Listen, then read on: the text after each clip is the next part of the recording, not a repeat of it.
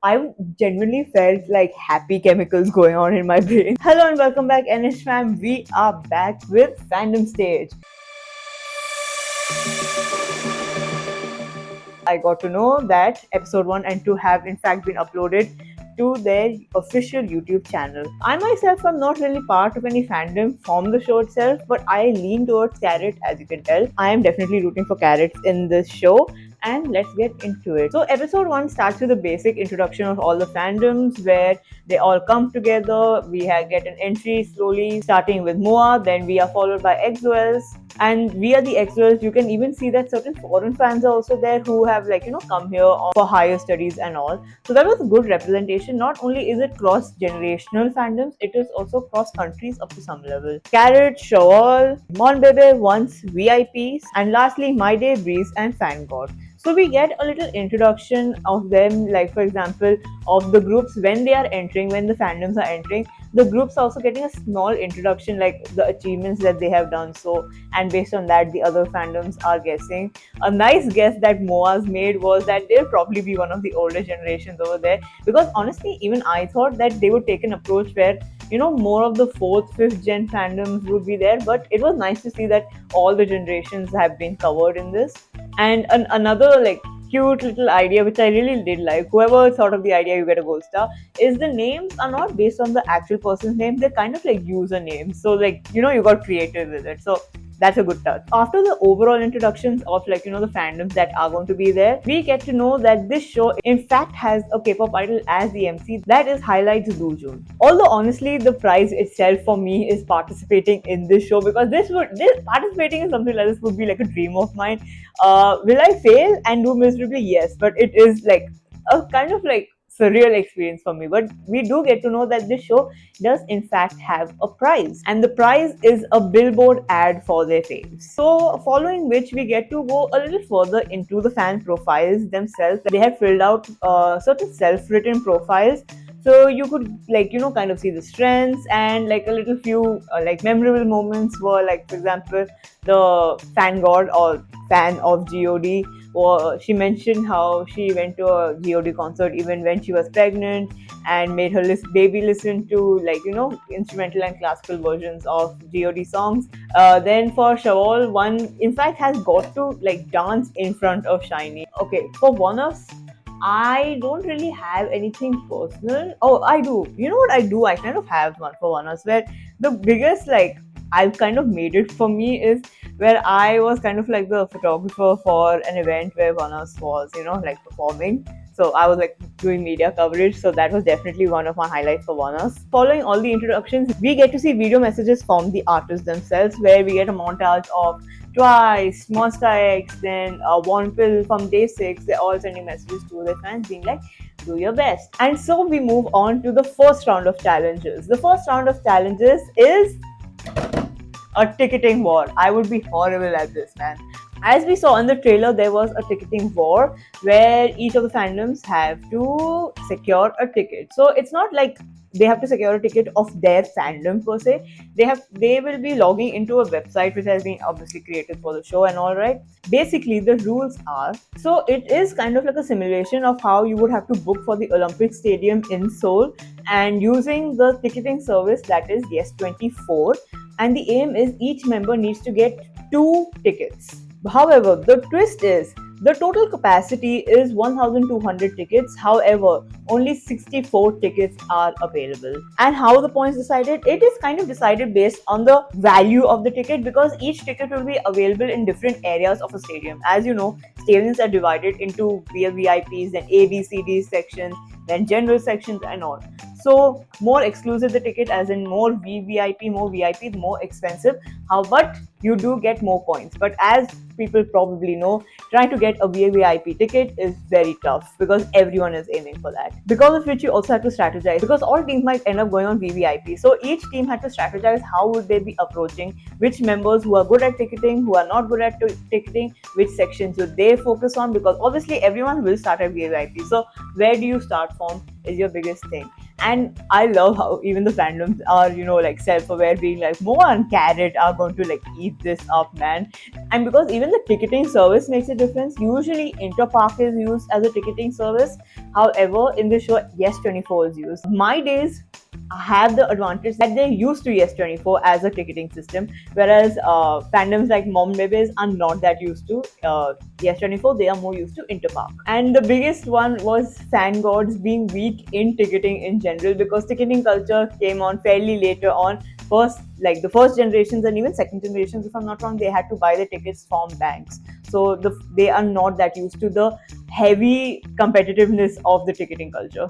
So before they start, they do have some time to, kind of prepare themselves and all. So you can clearly see that Moas and Carrots are so experienced in this. Like they were checking, like, are the pop-ups not, like, not blocked, and are the ads blocked? And they were even zooming out because sometimes the button is not visible. And like, I didn't even know things like this existed. I got to know because of this show that there are ticketing practice sites where you can practice, like, entering a captcha or clicking fast. I knew about the clicking fast thing, right? Because that's like a test in general, but a ticketing special site. And so we begin. And the first issue obviously is, like, in queue. It's always the queue is long.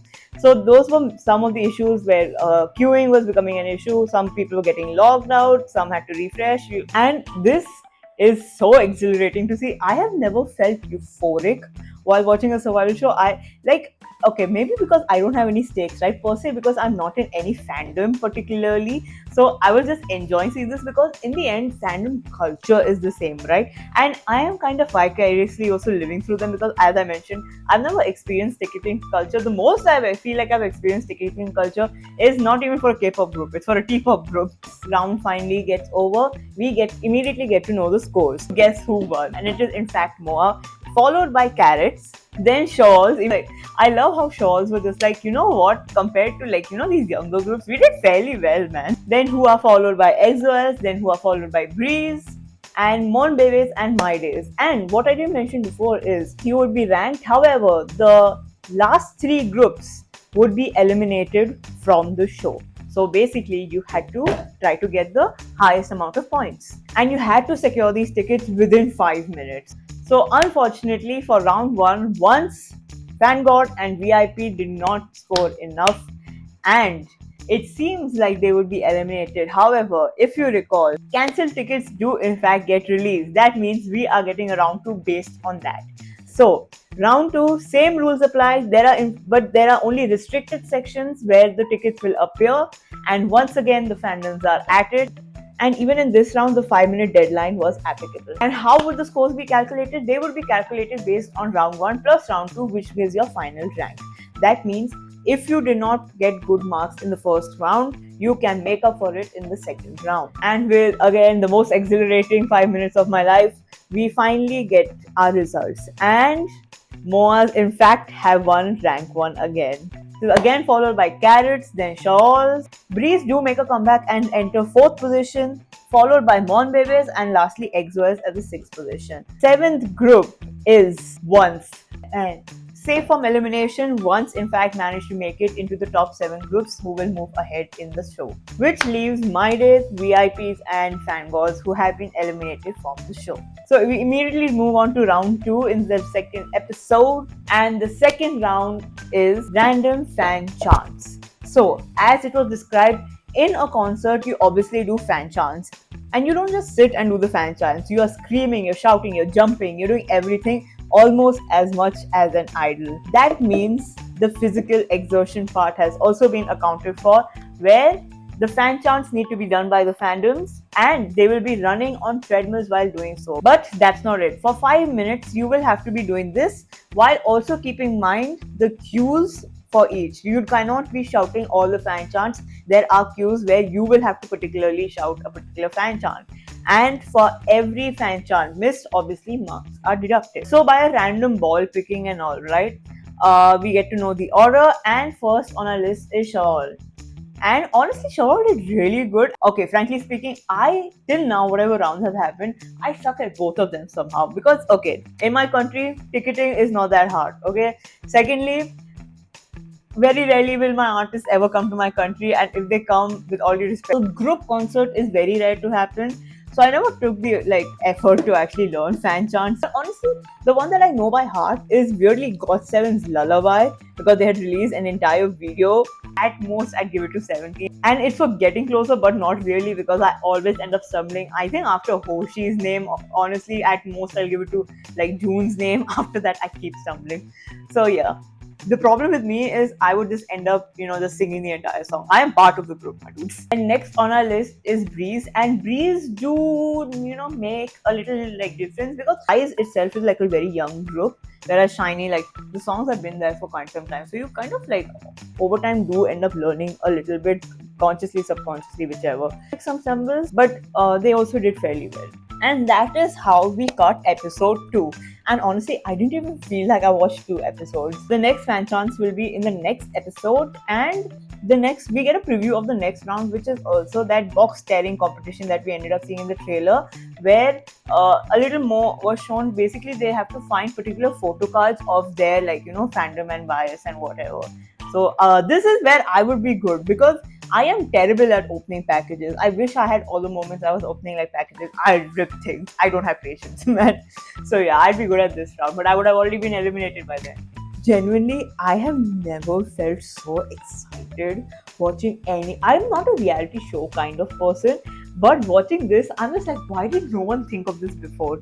And as I stated before in my trailer reaction, I need a fandom B side also, or wherever, where Nugu groups also represent, actually, without the big four, basically, where their representation is also there, and I need to see 10 seasons of this. That's my final thought. But yeah, that will be all for now. Do let us know which fandom you are rooting for, supporting in, and whatever. And are you watching FandomStage along with me? You better be. That will be all from us today. Do like, share, and subscribe to the NamaSTAY Hallyu YouTube channel. And we'll be back with more of FandomStage. And we'll see you all next time. Annyeong!